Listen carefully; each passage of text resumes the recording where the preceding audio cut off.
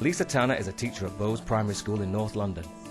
She's about to begin a citizenship lesson on global issues, using Comic Relief Red Nose Day resources to teach her Year 4 class.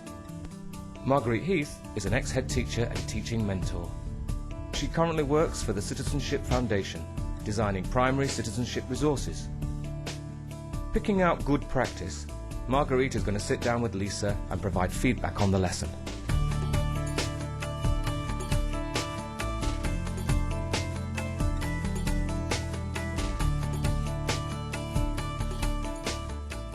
Hello Marguerite. Hi Lisa, lovely to meet you. Nice to meet you too. Bowes Primary is a school of 400 pupils.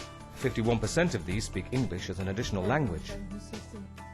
Citizenship is important in a school like ours because we are multi-ethnic, we are multiracial, we do speak over 40 different languages here. But because it's so intrinsic in the way we work here, we don't think about it, it's just the way we run. And that happens in the classroom, it's in the running of the school, it's in the school council, and children are valued here and it doesn't matter what their background is. In a really busy school timetable, it's really difficult to find time to teach one-off lessons like citizenship. So at Bowes, we tend to use a lot of cross-curricular work. For example, in a geography lesson, we might pick up on global citizenship, some RE, some aspects of PSHE, lots of speaking and listening for literacy. And that's how we try and hit all those curriculum areas. And what happens at the end of that? Rochelle, do you know what goes on the end of that word? Good boy. Helping to develop citizenship resources is Comic Relief, who have produced a free pack of lesson ideas and visual resources to be used as a teaching aid in conjunction with Red Nose Day 2007. The main themes that are explored through all the activities and learning resources, first of all, come through the idea of what makes you happy. And the reason we've used that as the starting point is it's something which 99% of all children can identify with. And it's a really easy way into looking at a lot of different issues.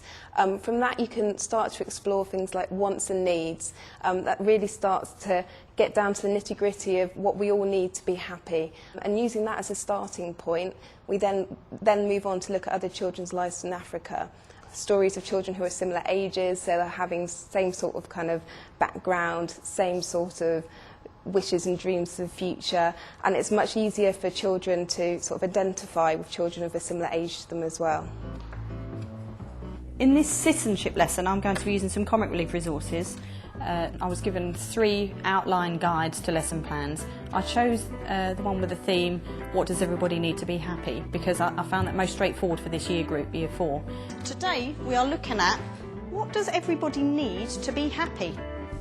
Anyone got any ideas to start us off? Comic Relief may have provided the basis for a citizenship lesson, but for Lisa to engage the children, Marguerite is looking for specific criteria to be met. What I'd be looking for in any citizenship lesson would be several elements. The first would be that there is action, active learning, that the children will be doing things and actually participating fully. Maple class, can you try and do a different post-it for each thing that you've put? Once the children have written down or sketched the things that make them happy, I'm going to ask them to talk to a partner and say exactly why that thing makes them happy. For example, if it's going to birthday parties, they need to explain to their partner why that would make them happy. I was interested in that one. Trips. What kind of trips?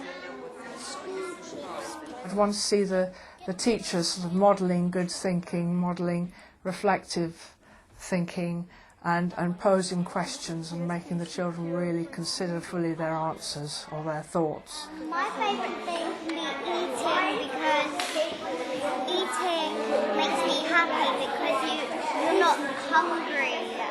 Working in twos is a very strong way of teaching because it enables the children to think through what they're actually going to say or the conclusions that they're going to come to before they actually contribute it to the whole class. What I'd like you to do now in your groups, I'd like you to try and group all of your stickers into categories on your paper. What kind of things might go together? What have you noticed about some of the things you've chosen? Nally, do you mean joy or toy? Joy. Joy. Yeah. As in happiness? Yeah. Oh, okay. Yeah. A teacher teaching Key Stage 2 class needs to be fully aware of the language that they're using and try to introduce citizenship type language. For example, rights, responsibilities, similarities, differences, essential, all of those kind of words, and actually try to get the children using those words. One of the resources provided by Comic Relief to accompany the lesson is a DVD showing the life of Bayan, a young Ethiopian boy.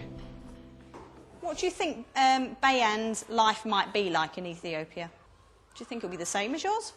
No. Do you think if I asked him to do this activity, he'd write the same things? No. You don't think he will? My name is Bayan and I'm 8 years old. I live in a moon house. There is a cover on our house to protect from the rain. 5 of my family live in my house.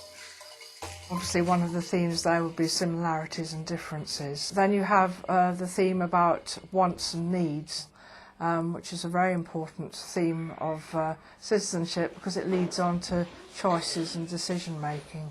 So those are the two main themes, and I suppose what makes us happy, that would be more to do with relationships with other people and thinking about what their needs might be, which again is an essential part of citizenship teaching. What did you notice about children in his class? There was about 45 of them. That's about twice as much as we have. Is that going to be difficult then? Yeah. Who else will that be difficult for? Teacher. She's got a lot of stuff to mark, hasn't she? I'd like to see the children actually feeling, actually living the life in Ethiopia. That's certainly an element that I'd like to see. Empathy is very important in citizenship. What I'm going to ask you to do now is go back to your tables. I want you to look at all the cards that you've made and put them under wants or needs. What's this one? Eating. Oh, books. Books are a need. Interesting. Do we need a family? How do children live then who don't have families? Do they just live? Chelsea's got something to say. They'd probably starve because they wouldn't have any food. So children that may live on the streets in certain countries might not have any food. But if you don't have a family, you live with A foster parent. with foster parents or with the rest of your family. Is that essential? Do we need that to live? Not really. Do we need it to make us emotionally happy? We do. We do need that. It might not be. As the end of the lesson approaches, Lisa tries the wants and needs activity from a different angle outside. We've got the needs box and the wants box, and I want you to run to the box that you think matches what I'm going to call out, okay? Skateboarding. Numeracy. Why do we need numeracy? Cameron, You wouldn't know anything about math. you wouldn't know anything about maths. It would be really hard to get by in life, wouldn't it? Rain. Just as concentration levels start to diminish, it's lunchtime, giving Marguerite and Lisa time to sit down and talk through how it went. The quality that you have that makes you a good citizenship teacher is your ability to question and to bring out from the children, their own thoughts. Cricket is things we want. It's a game, isn't it? So we like playing games, but we don't actually need it to survive. But is it something you need to do as a child? You actually got them to reason very well. So I think that's your strength as a citizenship teacher. Also, the way that you kept the children involved all the time with their individual thoughts, with their paired discussion, which helps them to sort of consolidate what they're actually thinking and their reasoning, and then develop into a group situation where you're collaborating and negotiating, and then sharing it, communicating it with the class. All that is good citizenship teaching. Which one was really hard for you to put into a group? Eating. You didn't know where that went. Okay. Was there anything else that was really difficult to put into a group? Would you think about pulling in a third category? So you have your essential and non-essential and desirable, so that children can see that, it's not always clear cut. Yeah, I think that's true. Maybe a third category would have been better, or or to leave them out of the box, to leave them off the piece of paper to show that actually I don't know where they go. Yeah. It's quite a subtle difference, and it's quite difficult for adults to think about. I was struggling with it in the planning. It is. Christmas presents! It's always lovely to have physical going outside and doing it. How did you think that part of it went? I had really high expectations for that part, and I thought they'd really enjoy it. But given the outcomes, the ideas they had on the pieces of paper, they were quite difficult things to then think about when they were outside.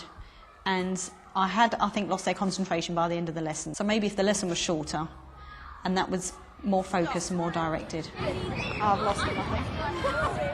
I think there'll be a lot of mileage in going out there again, and perhaps adding that third square and actually bring back this element of choice. So, you know, while certain things will be definite, there are other things where people can hold different views, and that can be discussed some more.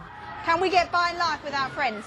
No! We could do, but it'd be really tricky. Okay. How well did you feel that you met your objectives, the objectives of the lesson? The objective to understand what makes people happy, I think they've pretty much got that, and I think they understand that children in other countries also need the same things to be happy, but maybe they're different. What perhaps needs to be explored, that you have things that are essential to life, but sometimes the things that make us happy aren't necessarily essential. Things like playing football are not essential. I think the whole thing about happiness perhaps is not always bound up with material things either. That sometimes it's giving to other people and being a good friend and those sort of elements. Yeah. If I could do some follow-up work, I would probably separate the whole emotional and physical needs and not even mention that and do that in one completely different lesson. I think I would too. I thought that the lesson went quite well, especially the part with Bayan and talking about Ethiopia. And as Marguerite said, there were a lot of things we could have drawn out there, but we didn't have time to do. But maybe they could be revisited in later lessons. I wasn't as pleased with the plenary. I thought going outside would be a really good idea, but I don't think all the ends were tied up, and I don't think there was a definite ending.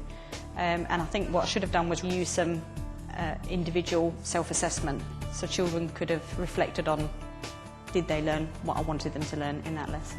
She did really well and made excellent use of the resources.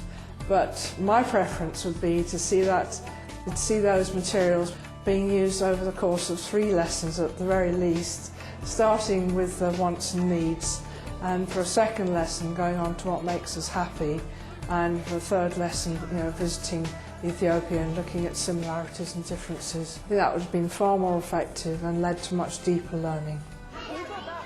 I found Marguerite's advice really useful. She did point out that the lesson was probably bigger than I could deliver in one lesson, and I do agree with that. Maybe you could have got, I agree, 2 or 3 lessons out of that.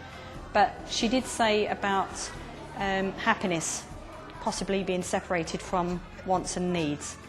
And maybe that's an issue that you could explore and teach separately, but I think it worked quite well in this lesson.